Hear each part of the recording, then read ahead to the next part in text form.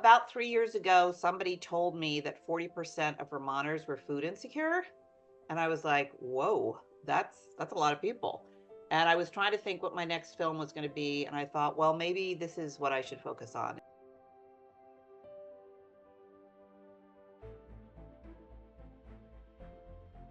That's the way it started.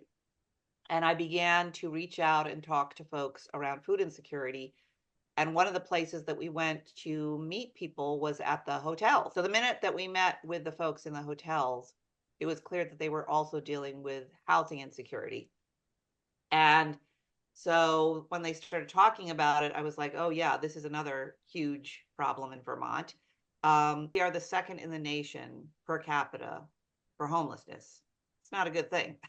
And so suddenly I was dealing with food and housing insecurity. We made it work. And also what began to happen is that the people who we were following in the film who were in the hotels, some of them were on this deadline to be kicked out of the hotels. And so that became sort of a big theme of the film also, is the deadlines of whether these people were going to be able to stay in the hotels or not. So that really almost became a character in the film.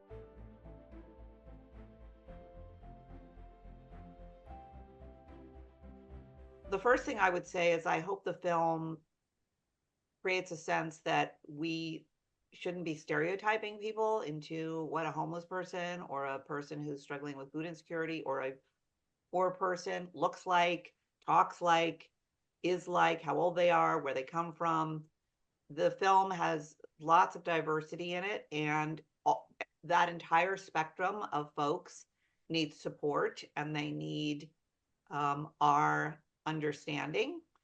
Number two, to me, when I made this film and when I hung out with the people in the movie, what I recognized was just the incredible resilience of these folks. They're smart, they're focused, they're hardworking. They want to be out of the system. They want to be independent. They want to be able to have their own apartment, their own home.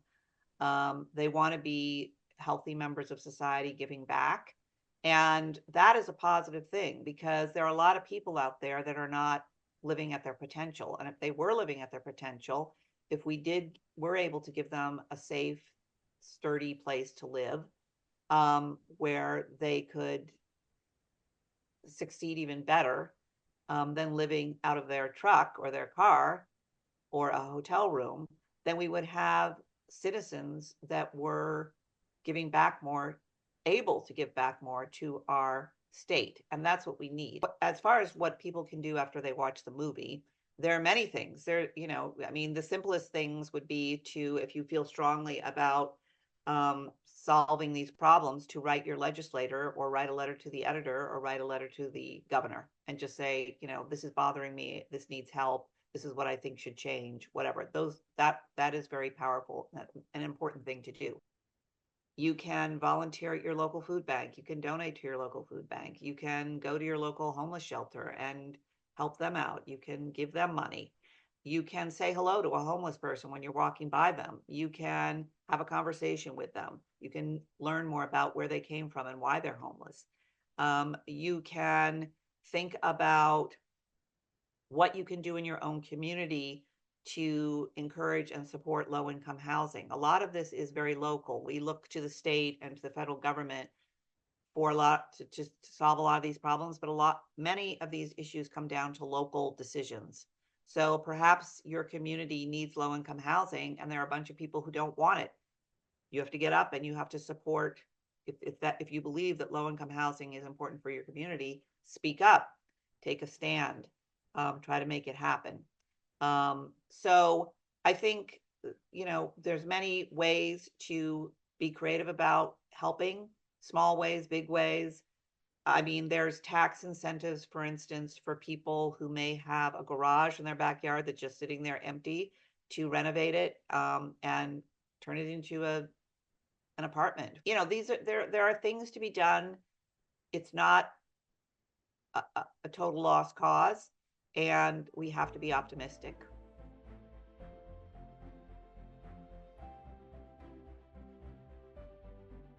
No, there's been a million studies done that if people are homeless and on the street in a tent, or not don't have a stable housing, that it affects their both their mental and their physical health.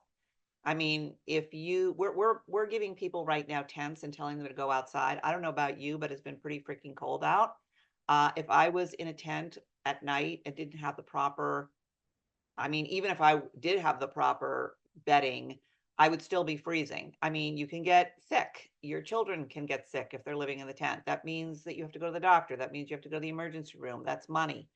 Being on the street, not having housing, not having proper food, all of that raises the rate of bad things happening. Okay. And those bad things will affect the costs that we are all paying. Obviously, food insecurity very much impacts health because if you're not eating the right food or you don't have enough food, you are not healthy and it sets you up for getting sick. And, you're not able to feed your children. Your children go to school and they are hungry. And so they can't focus in school. So all these basic needs of food and housing, all of us need them. We've known this for a long, long time. And it's just silly that we still have people who are hungry in the wealthiest country in the world.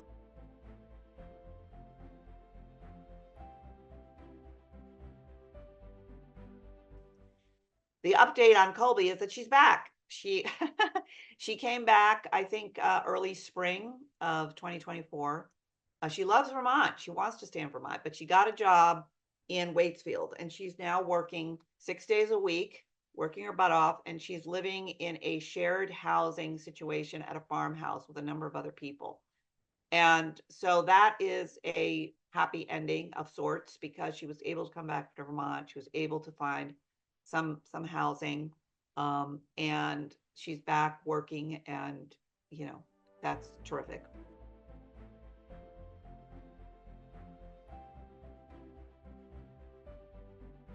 When I met Fern, the nurse in the film, who was probably, I don't know, she's in her early 70s, I realized, okay, here's a person who has worked her entire life as a nurse in a very good profession, and she is in line to get free food because she cannot afford food.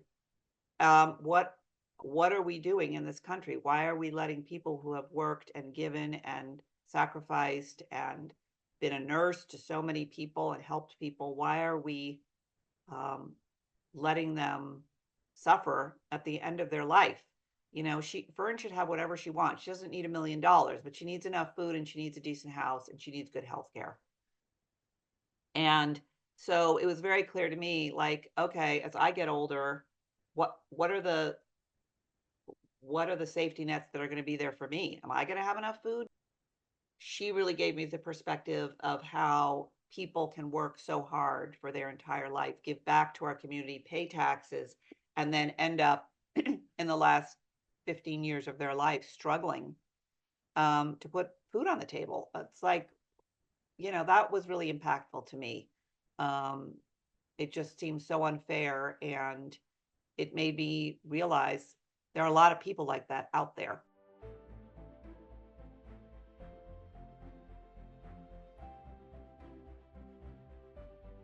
I did a tour of the film in March and April. I produced a tour of the film in March and April. And then from there, we've just been getting booked across the state. So since then, we've done, I don't know, 25 or 30 additional dates in libraries, in communities, in town halls, um, schools, conferences, you name it, for staff, for kids, for community, for the public. So I would just say that if people see the movie, watch the movie, and they want this film to come to their community, or they want to show it to their school, or they want their teachers to see it, or they want their organization where they work at to watch the movie and talk about these issues, get a hold of me and we can make it happen. The whole point of this movie and all my films is to create conversations around Vermont and raise consciousness about these issues, whatever issue it is that I'm making the movie about.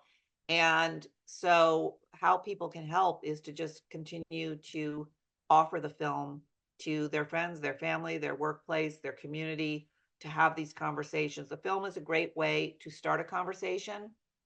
You watch the movie and then you have a Q&A afterwards. I can be at the Q&A. I don't have to be at the Q&A. You can just have a conversation in a circle with your community or your employees or whatever. But sure, get a hold of me and we can make those screenings happen.